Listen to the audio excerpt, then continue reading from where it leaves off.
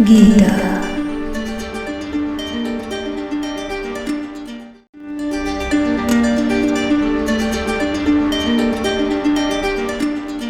हरे रामा हरे कृष्णा, नमस्ते and Radhe Radhe. Welcome back to Ang's diary. Gita वाचन में आपका स्वागत है और ये गीता वाचन का लेटेस्ट एपिसोड है। गीता वाचन के सारे पुराने एपिसोड की प्लेलिस्ट आपको डिस्क्रिप्शन में मिल जाएगी, जिससे आपका कोई भी गीता वाचन का एपिसोड मिस ना हो। And I am genuinely very sorry कि मैंने इतने टाइम पीरियड के गैप के बाद मैं गीता वाचन का एपिसोड लॉन्च कर रही हूँ, बिकॉज बहुत सारी चीज़ें बीच में काफ़ी I was really very much occupied in my work in office and everything. So sorry about that. मैंने काफ़ी एडवांस में एपिसोड्स रिकॉर्ड कर लिए हैं and I am really hoping कि आपको फटाफट से एक के बाद एक विदाउट एनी गैप आपको गीता वाचन के वीडियोज़ मिलते रहें।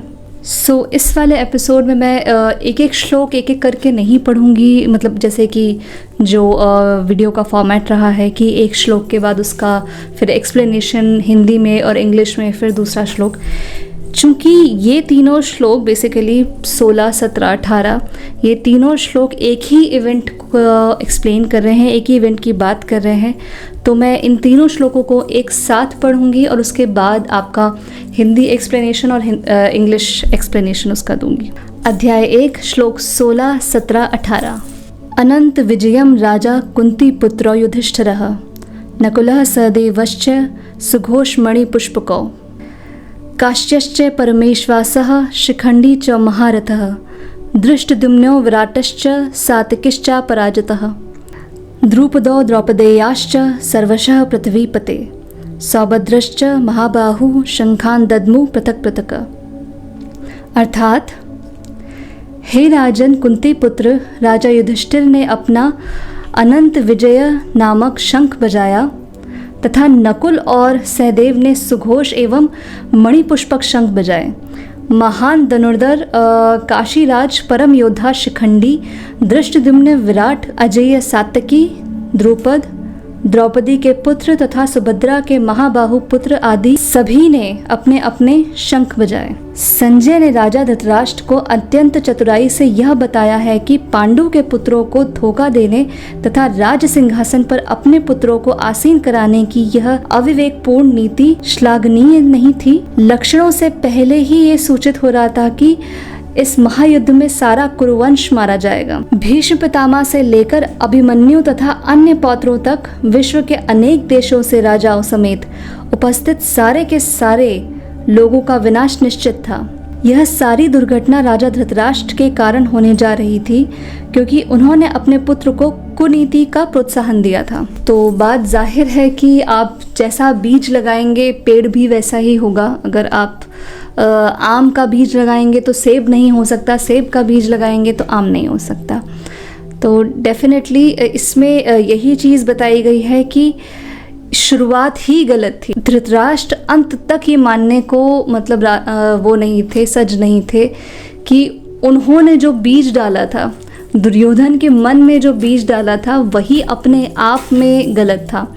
तो ये जो नींव थी, इस पूरे महायुद्ध की जो नींव थी, जो दुर्योधन के मन में डाली गई थी कि वो राजा बनना डिज़र्व करता है, इनफैक्ट डिज़र्व क्या करता है, वो राजा है, ये जो नींव थी, ये नींव जो धृतराष्ट्र ने डाली थी, वो नींव ही अपने आप में गलत थी कि राजा बनना मतलब कोई राजा बनता नहीं है, पद किसी को हासिल नहीं होता, वो जीता जाता है, उसके लिए डिज़र्विंग कैंडिडेट होता है, उसको वो बताया जाता है कि हाँ मैं डिज़र्विंग हूँ, इसलिए मुझे राजा बनना चाहिए। बट बाय डिफ़ॉल्ट धृतराष्ट्र ने मतलब उसके दिमाग में डाला कि क्योंकि तुम मेरे पुत्र हो और मैं राज सिंहासन चला रहा हूँ, तो इसलिए तुम भी मतलब राजा बनोगे, रिगार्डलेस कि वो 1% भी उस गद्दी के लायक नहीं था। तो वो जो नींव उन्होंने डाली थी, और कमाल की बात यह है कि बहुत ज़िद्दी थे धृतराष्ट्र, वो अंत तक ये मानने को रेडी नहीं थे कि उन्होंने जो सिखाया दुर्योधन को वो बिल्कुल भी गलत था। इनफैक्ट वो एंड मोमेंट तक कि जब उन्होंने मतलब जो लास्ट में भी आएगा कि जब भीम को वो गले लगा करके मारना चाह रहे थे और फिर कृष्ण ने उनको बचाया था, तो एंड मोमेंट तक वो पूरे उस चीज़ पे अड़े रहे थे कि पांडु के पुत्र को नहीं होना चाहिए, मेरे पुत्र डिज़र्व करते हैं। तो रिवेंज की भावना, कंपैरिजन की भावना, सेल्फिशनेस, ये सब जो चीज़ थी बहुत स्टार्टिंग से चली आ रही थी। दुर्योधन को भी अगर आप बोलें कि इतनी गलती है तो इतनी गलती है नहीं, क्योंकि दिमाग में तो धृतराष्ट्र भरे थे और कान के ऊपर शकुनी बैठा था। तो दुर्योधन इसमें करता तो क्या करता, बचपन से ही उसको उसके कान में डाला जा रहा था कि वो राजा है, वो बाय डिफ़ॉल्ट राजा है। तो जब आप ऐसी चीज़ किसी के कान में डालोगे तो वो उसको ये बाय डिफ़ॉल्ट ही फील हो जाएगा कि हाँ वो चीज़ तो उसकी है, वो पोजीशन तो उसकी है, किसी और का हक ही नहीं बनता, जबकि रियलिटी कुछ और है। तो वो जो चीज़ थी, महायुद्ध का कारण द्रौपदी नहीं थी। द्रौपदी तो उस चीज़ का बोलते ना एक्शन का रिएक्शन, कि वो जो चीज़ जो बहुत पहले रोकी जानी चाहिए थी, वो चीज़ ने क्या मतलब किस चीज़ में वो कन्वर्ट हो गई, वो द्रौपदी के चीर हरण तक के पाप में कन्वर्ट हो गई। तो वो चीज़, वो जो कैरेक्टर बिल्डिंग था, वही अपने आप में डिफेक्टिव था, और ये बात धृतराष्ट्र ने एंड तक नहीं मानी।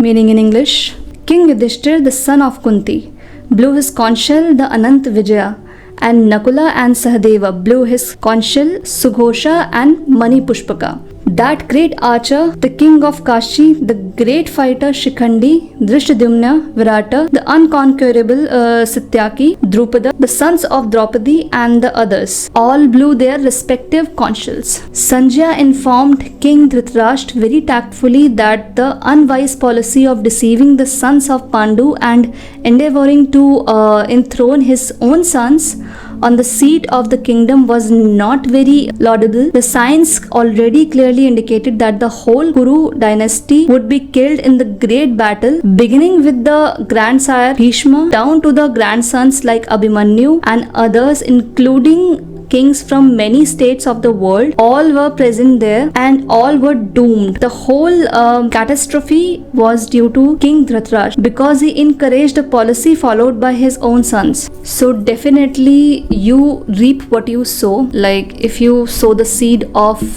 mango, you can't reap apple out of the tree. And definitely the whole Mahabharata was the wrong seed being sowed, and the Mahabharata is nothing but the wrong fruit, the wrong tree that had been reaped. And as usual, Dhritarashtra was not willing to admit that he had sown the wrong seed in the consciousness of Duryodhana. Basically, I don't find Duryodhana that guilty. Because why I'm saying that, because in the head there was Dhritarashtra and in the ears there was Shakuni. Both were continuously chanting kingdom, kingdom, kingdom into his ears and into his mind. So from a very early stage, from his childhood also, like he had already believed that he is the deserving candidate for to own the throne. So I don't find Duryodhana that guilty, because whatever you continuously hear from your childhood, you literally start believing it instead of questioning it. Child doesn't question, child will always believe what you say. So Shakuni and Dhritarashtra continuously told to him that he is the one to own the throne after Dhritarashtra. So he actually believed it, and by default he made Pandavas as the competitor, like he needs to defeat them, he needs to feed his ego. So his entire character building is a whole big mess actually. And the entire thing, I mean, nobody is actually owning the fact that this entire thing is making the entire Kuru dynasty being doomed. Whoever fought in Mahabharata, regardless of the fact that they were fighting in the favor of Pandavas or they were fighting in the favor of Kauravas, whoever took the participation, whoever participated, they were all doomed. Like nobody cared about it. They were all fighting for their ego satisfaction. Dhritarashtra was not willing to admit that he needs to actually control his sons. His sons were not in the mood of actually sharing the land, even the 5% of the land, with the Pandavas, just because of the ego, because they really want to show who is the best, who owns everything. Nobody wants to actually change their course of action. Nobody was willing to actually be little flexible. The son copies the father. Whatever you put in front of your kid, the kid follows that. Duryodhan witnessed the stubbornness of Dhritarashtra, and Duryodhan copied the same. So he was so stubborn that not even the point size land will be given to the Pandavas. So definitely अभी के लिए इतना ही. ये video definitely short था, and short में ही मैं वीडियोस बनाना चाहूँगी गीता के, not like too much complicated और too much like content to consume, क्योंकि एकदम से ऑलरेडी इतनी फिलॉसफी नहीं कंज्यूम हो पाती है. So stay tuned with me, a lot more to come, and see you in next episode. Radhe Radhe. Gita.